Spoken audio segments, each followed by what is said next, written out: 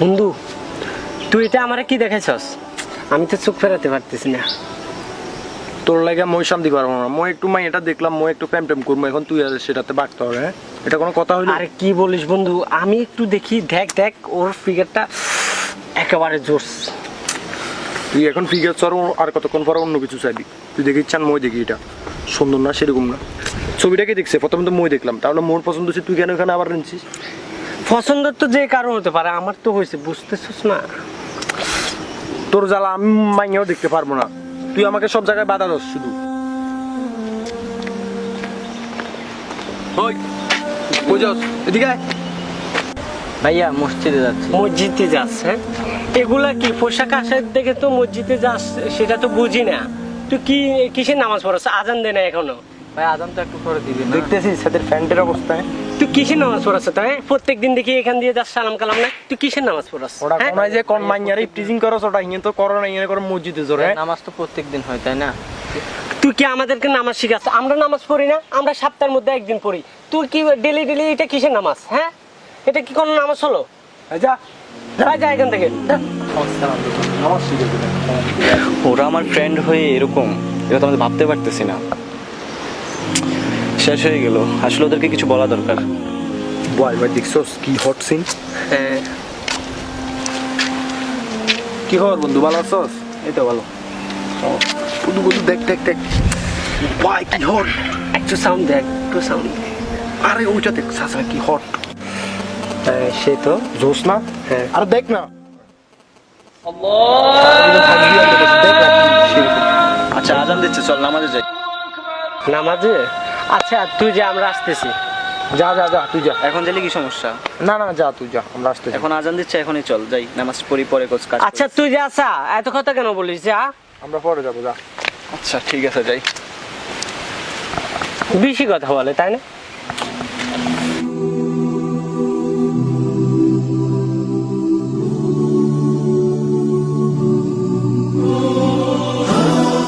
এই ভাইয়া। জি ভাইয়া। সালাম আলাইকুম। ওয়ালাইকুম আসসালাম। ভাইয়া কালকের ওই ভাইয়াগুলো কি আপনার ফ্রেন্ড? জি ভাইয়া, কেন? ভাইয়া ওরা আমার সাথে যে বিহেভ করছে, আমি নামাজ পড়তে যাচ্ছি ঠিক আছে, কিন্তু ওই ভাইয়াগুলো তো নামাজ পড়তে যায় না, উল্টো আমাকে আরো মারধর করছে। আসলে ওরা আমার ফ্রেন্ড, বাট একটু অন্যরকম, তাদের মাইন্ড অন্যরকম। জি ভাই, আমি নামাজ পড়তে যাওয়ার জন্য বলছি, ওনারা তো জান নাই, উল্টো আমাকে আরো মারছে, দেখছেন না মনে হয়? হ্যাঁ আমি সবই দেখছি, আসলে দেখি আমার কাছে বিষয়টা খুবই খারাপ লাগছে। তো ঠিক আছে, আমরা তাহলে হেঁটে হেঁটে কথা বলি। আচ্ছা ঠিক আছে। কিরে মুরাদ, এটা মাহাদি না? হ্যাঁ মনে হয় তো মাহাদি, কিন্তু আমাদের সাথে কথা বলেন না জি। সেটাই তো দেখছস, মাহাদি 2 দিনের বন্ধুর জন্য আমাদেরকে বলে গেছে। দেখছস, ও আমাদের সাথে কথা বলেন না, কিভাবে ওই ছেলেটার সাথে যাচ্ছে ওইদিকে। আমাদের এত বছরের ফ্রেন্ডশিপ আমাদেরকে ইগনোর করলো, দেখলি কিভাবে? শুধু ওই ছেলেটার কারণে মোরগোর সাথে কথা বলে না, দেখছস তুই? আজকে আমাদের সাথে কথা না বলে ওইদিকে চলে যাচ্ছে। হ্যাঁ, আসলে মই ভাবতে পারছি না মাহাদি যে এরকম হবে। হ্যাঁ আচ্ছা বাদ দে, কালকে কথা বলবো ওর সাথে। আচ্ছা চল।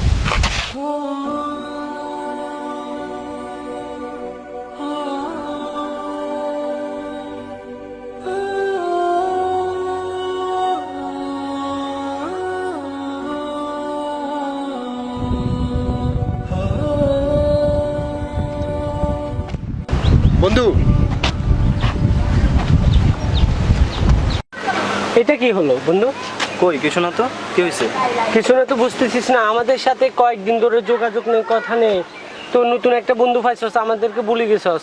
শুধু ওই ছেলেটার কারণে আমাদের সাথে তুই কথা বলা বন্ধ করে দিছস, আমাদেরকে দেখিও কথা বলছিস না, ওরকে নিয়ে ঘুরতে যাস তুই।